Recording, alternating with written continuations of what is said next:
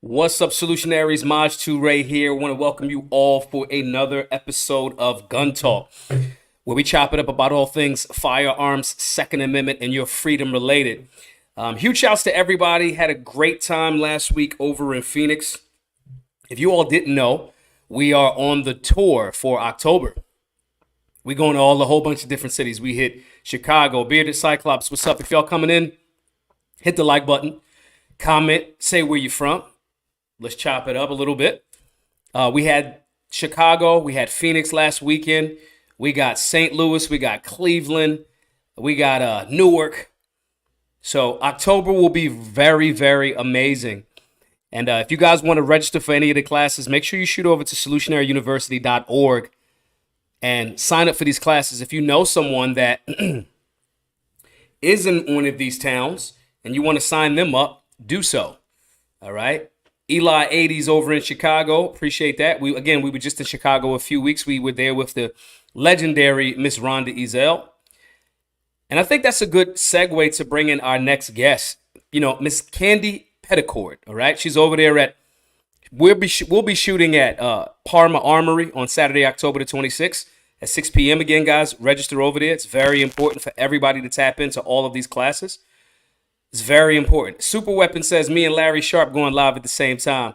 Larry Sharp's a friend, an elder, and a confidant, and I really, really appreciate and respect Larry Sharp. So this was accidental. This, I promise, was not on purpose. However, meaning to go at the same time. But we have a great guest for everybody. And we're going to talk about the Second Amendment community, some of the struggles that we're having, some of the successes that we're having, and things of that nature with our next guest. And we're going to bring her to the stage right now, Mrs. Candy Petticord. How are you, young lady? I'm great. How are you?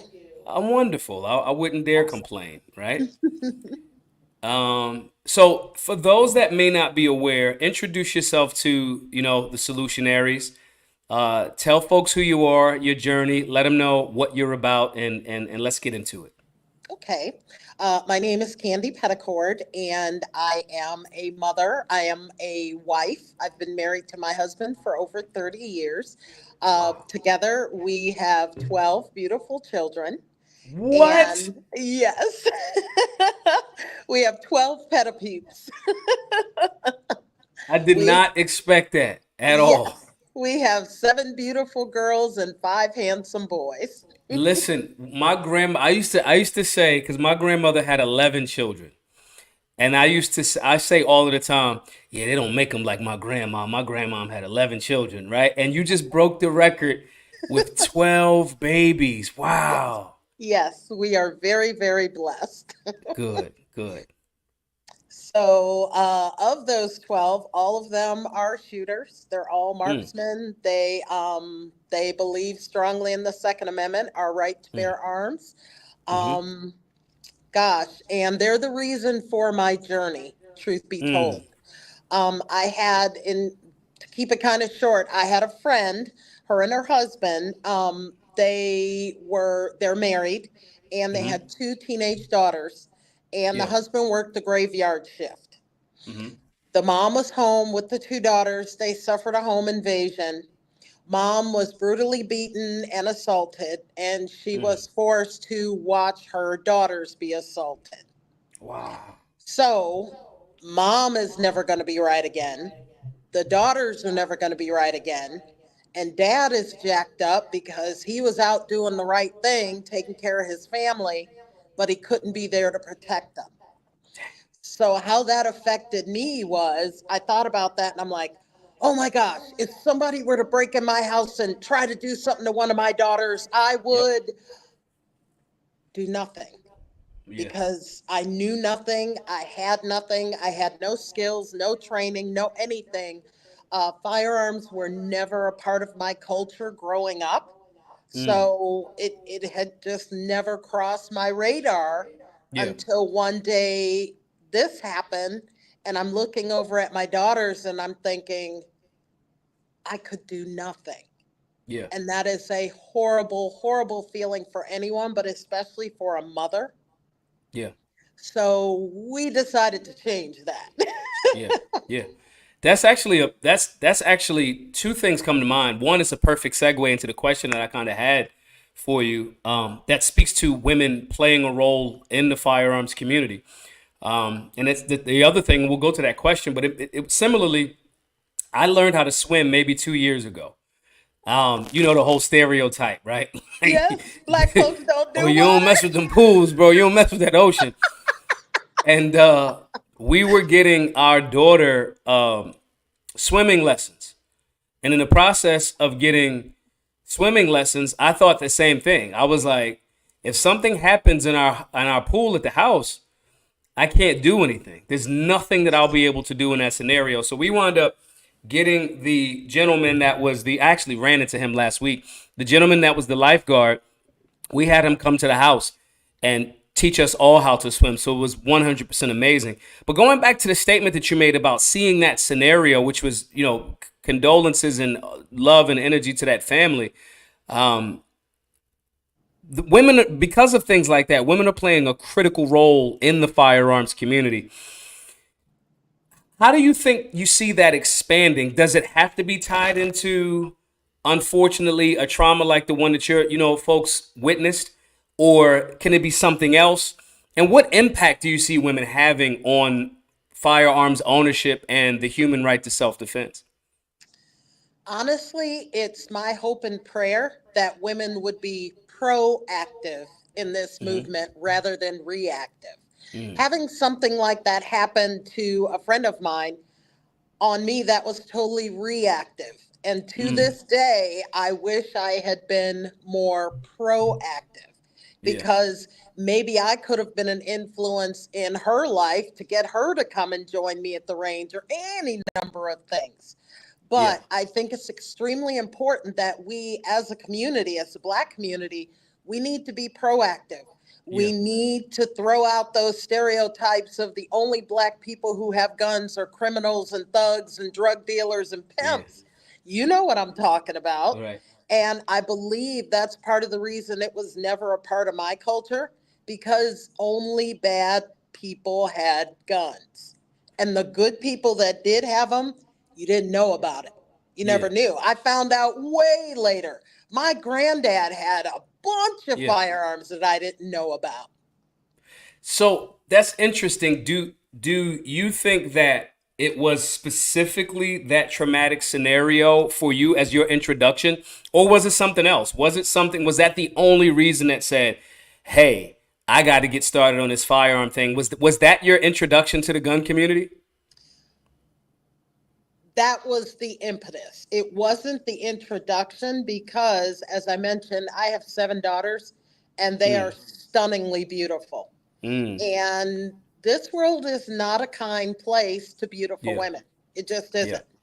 So that already had me thinking about it. Then this situation happened with my friend, and that was it. That yeah. that that was it. So that means you in essence had, I like the word that you used. You said it was the impetus, but it wasn't the introduction. And having those scenarios where, I have daughters, and that thought on many things, like I'm dreading certain age groups, I'm dreading certain like times and driving and all of those different things. Um, but that's kind of like, I want to say that's our paranoia to a certain extent, or I can't even call it paranoia. I want to call it like maybe something along the lines of our concern to make sure that we have the people that we care about being protected. Yes. Have you seen any of those inspirational stories that made you say, okay, this education and this inspiration, or you sharing that with your daughters?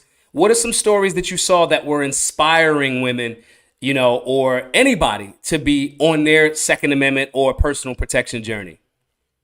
I have one in particular, and it involved an MMA fighter and his Mm, family. Now, he was the defender in this, okay. because they had a home invasion. He was Mm, the defender, and he went hand to hand with this guy for an extended amount of time. mm, The cool thing was, his wife was not in there fighting, but she was performing her role of protecting the children, and Mm, she stood in the doorway because apparently during this fight, the guy he was fighting kept calling out another person's name. So they mm. weren't sure if two people were in the house or just the one. Yeah. So he kept calling out another name. So the wife placed herself in the hallway Mm, between whoever might have come in and their children. And mm. I thought that was freaking awesome. It I mean, is. talk about being BA, man. She was all over that. She was in full mama bear mode. She Right. knew her man was taking care of the immediate threat, Yeah. but she was ready to do what she had to do to protect her babies. And for a lot of us ladies, that's where we are. We need Yeah. to be prepared to do what we have to do. You know what? It's funny too that you say that. There's like a meme that's going around where it's like the guy, it's a guy and his lady, and then walking down the street, and they show how the guy's thing, and he's like, okay, the exits are here, such and such is here. That guy's getting kind of close, da da da da. And the joke is like the women are kind of like making my way downtown, like not even thinking about none of this. And I laugh at it because I'm a comedian in my head, at least I think, right? But the other part of it is I sometimes go, yeah, this is a joke because my lady is paying attention to these things just as much. And I think we serve our communities and our families a lot better when we look at it from that perspective. Now, this situation that you're talking about, did that happen in Ohio? No, that was actually, I was just introduced to that by a friend of mine, Okay. sent me the YouTube video. And I believe it happened like 4 years ago. Okay. But I love how he recounted the struggle and how brutal the fight was and everything else. But one of the main things that stood out to him was how his wife was prepared to defend those Yeah. kids. Yeah. That was amazing. And I thought it underlines the critical role that we as moms and women play. You Yeah. know, we may not be going hand to hand with that guy, but we need to be prepared again to do whatever needs to be done to protect our Right. babies. Right. He gonna handle the hand to hand, the grimy work. If the bad guy got a +1 with him, I'll take care of that +1. Cause you I know, got the as we plus say all of the one. time, the bad guys love a +1, man. They love a +1 invited to the surprise party. Yes. So you're in Ohio. I was there. I was actually in Columbus. I was stuck in the airport in Columbus, coming back from Phoenix like overnight, right? Oh, Um, sorry and about that. Columbus is interesting because I've been to different parts of Columbus or Ohio. Um, I remember certain parts were just like peaceful and whatever, but then it's just like other areas. You hit that one corner and you Yep. right in the middle of the And you hood, know it. right? Yep. And You you know it. immediately, right? Yep. What's the landscape like? Because my experiences at Cleveland, Columbus, they're very one-offish, right? We've done classes in Cleveland before, but I never was there long enough to really get a feel for what the Second Amendment landscape is like. What is that like in Ohio or Cleveland? And in terms of like laws, local gun culture, like is it a okay, only this section of the people really are on safe and responsible firearms ownership? Does Cleveland, are they like, yeah, man, because everybody know Texas and Florida is like, hey, we have guns, we do this. What's the culture like? Is it a good gun culture? Is it a good does Ohio have good gun laws? What's your take on that? I would say Ohio is a good gun culture. Mm, We are learning, we're growing, yeah, we're yeah, evolving.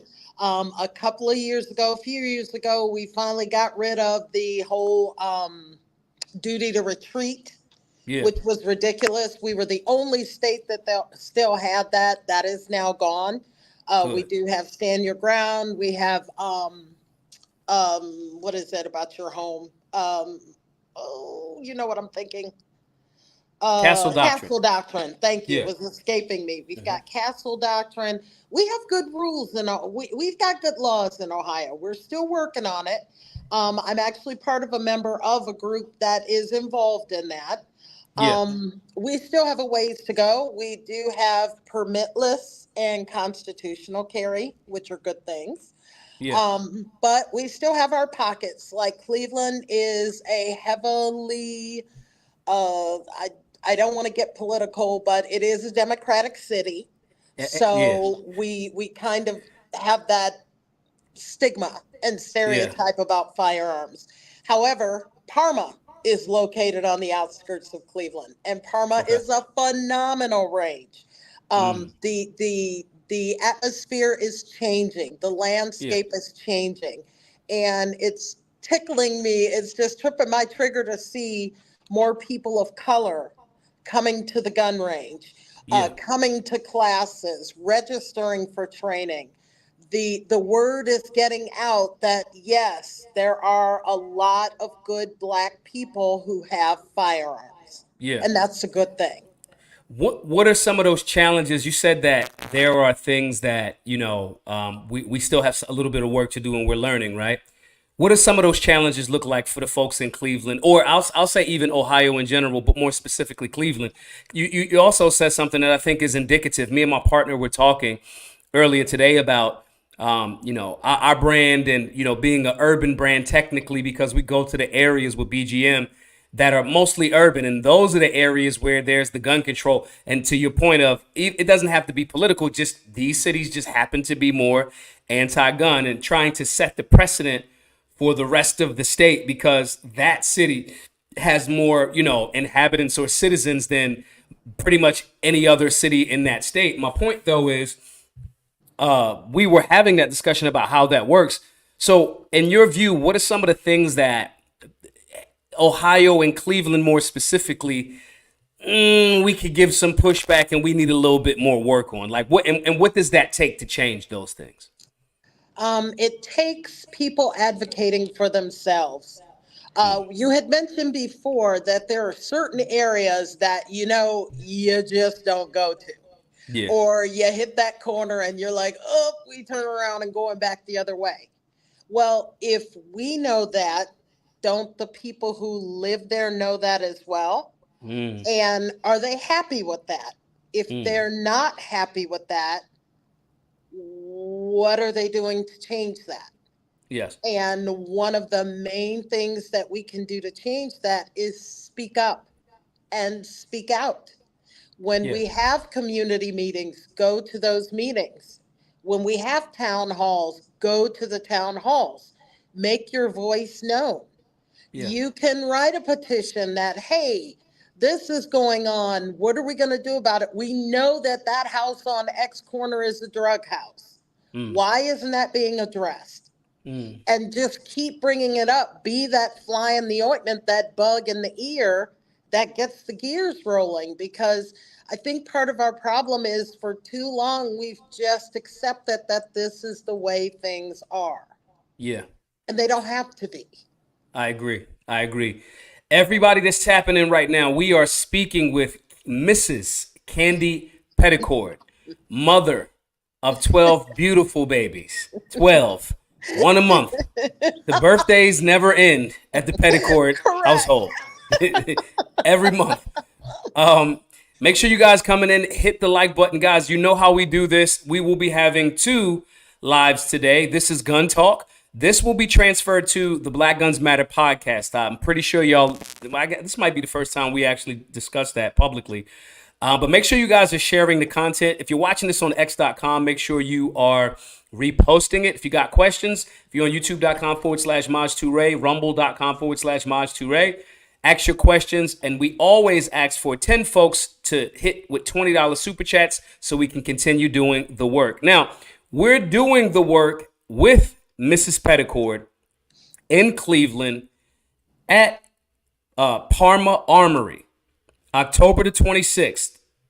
I want everybody to sign up for that at solutionaryuniversity.org. Okay.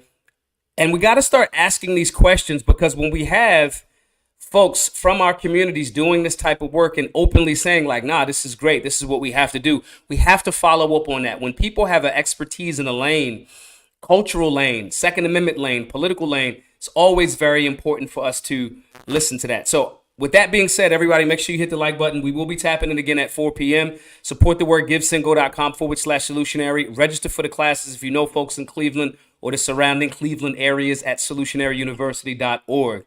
I want to ask you, what role does Parma Armory play in gun safety education? Because I know when you go to some ranges, right, the ranges are amazing and they got that good feeling, right? Does the community understand that good feeling that a solid range has? And what kind of separates Parma Armory a little bit differently from some of the other ranges in the area, for lack of a better term? What would be your elevator pitch to say, this is the reason why you should come to our range? What would be my elevator pitch? We are phenomenal. Mm, We are warm. We're yeah, friendly. We're inviting.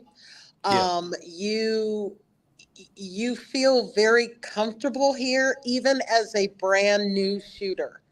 yeah, You know how when you go to some ranges, you just get that feeling of, I'm not going to ask any questions because they're going to make fun of me. Oh, great. I'm the only black person in here. How is this going to go? Oh, is mm, that banjos I hear in the background? yeah, That type of thing. We don't have any of that here. We are very, very inclusionary to everyone who comes in because yeah, our passion is training. Our yeah, passion is educating our community. It really is. We are all about, we will meet you where you are. If yeah, you come in here and you tell us you're a competition shooter and you're interested in renting the private range to practice, we're all over that. But yeah, if you come in here and you're Mrs. Johnson and you tell me my husband passed away last year, I'm living alone, I'm not in the best of neighborhoods, I'm afraid, but I don't know where to start, yeah. we'll meet you there too. Yeah, that's very true. I'll tell some of our students that if you go to a range and you say a solid range, you go to a range or a gun store and you tell them like, hey, I'm starting my firearms or personal protection journey. I took a basic firearms class. I'm familiar with the safety components. My handling and manipulation of firearms is cool, but I'm trying to figure out what firearm is going to work for me. If it's a good range and that person behind the counter, usually they eyes light up, man, because they're like, oh man, we got Oh, all of the we've been stuff waiting right for here. you. Right. Where have you been all our lives? Right. You 1000% get an opportunity to get, Yes. some good information from those folks. Yes. Um, I gotta go back a bit. Okay. I can't when we on the show, we family at this point, right? Mhm. And and understand family. You have 12 babies. What are the ages of these babies and how did you do it? How? Well, wait, So wait, wait. This is a family show. We know how y'all did it. We know we how had a you did it. problem figuring it out. They just kept coming and we couldn't figure it out. Somebody said we needed to get a TV. Maybe that was it. We never Yeah. had a TV. Oh, y'all never had a television? Um, no, we didn't watch TV or any of that. So someone told me that yeah, maybe a little TV watching would have helped with that. What? It would have definitely distracted y'all a little bit. If What are the ages of the babies from what youngest to oldest? Our youngest is 16 and our Mm-hmm. oldest is 31. Wow. Wow, man, that is so beautiful. And yep, they're all single births, no multiples in there, and they're just beautiful. We have been very, very blessed. And they're all shooters. Yes. They never had a bullying problem. Ever. No. No, it's not happening. Wait, No. we might want to pick on somebody else because he got a bunch of brothers and a bunch of sisters, so you might have to chill on this one, Yeah, it's right? like no. Well, and honestly, bullying was never an issue because they were homeschooled. Ah, Yes, we beautiful. homeschooled them because yeah, no. After having that first one, I was like, yeah, send my little pumpkin away for me for 8, 9, 10 hours a day, 5 days a week. No, we're not having that. Oh, So, that's beautiful. yeah, my pumpkins It's are always home with us. it's so ironic because my youngest was homeschooled, and I know she's gonna be homeschooled again. I feel like I have a better my children in the future are 100% gonna be homeschooled. Because my lady now we're 100% on in lockstep with what our views are. I Nice. think that society kind of convinces the parents a lot that you should like there's gonna be something wrong with them if you send them if you homeschool them and you know what I mean Yes. and I neglect that theory. I reject that presumption because I've watched her become pretty much a genius and not exposed to a lot and not by not being exposed to a lot of the foolishness. So Yes. it's very very interesting. So they all are involved in firearms and shooting. Which one's the best shooter? Can you out him? Who's the best Oh, shooter? dude, no. See, I have to go home to them tonight. Oh, no, you're not getting me to say that on. Oh, no. Politically correct. Yeah, Um, dude, no. from your perspective, from a family-based Second Amendment family, with I'm gonna assume, and this is me taking a little bit of artistic leisure to say a more conservative-based family, Yes. liberty-based family. How can the people in Cleveland become not only just more involved in the gun community, but how can they see that these things can merge? That conservative value, that traditional value, that hey, I'm a mom, hey, we homeschool our babies, and all of our children can be exposed to firearms. You're talking about social change, political change, and Second Amendment change, all in you guys' family. How can the people of Cleveland become more involved, and what does that look like for them to follow? I mean, to be perfectly honest, follow you guys' path because y'all are in essence kind of like trailblazing in this regard. The honestly, come see me. Mm, Seriously, come see me. yeah, Come yeah, come visit me here. Come yeah, see what we do. Give me the opportunity to show you what an awesome community it is that we have. And we yeah, do. We have a wonderful community. You mentioned Rhonda when you were talking before. I know Rhonda. That's my girl, Rhonda yeah, Ezel. That's yeah. my girl. I love me some Rhonda. And you find out, you start name dropping, and you're like, oh my gosh, I know them. I know them. Right. I know them. And you find out you become a whole nother family. You expand your family to all these other people, but it has to start with you being willing to take that first step and break those stereotypes, break Yeah, that mold. Yes, go to Parma, white Parma where the gun range is, and come and see me. Do I yeah, look like a stereotypical firearms instructor to you? I'm not. yeah, I'm a mother of 12. I'm a yeah. black. I'm a female. I'm middle aged. I mean, I'm everything that society says I shouldn't be as a Mm, firearms instructor, yet here I am. yeah. You Take know what that I first think? step.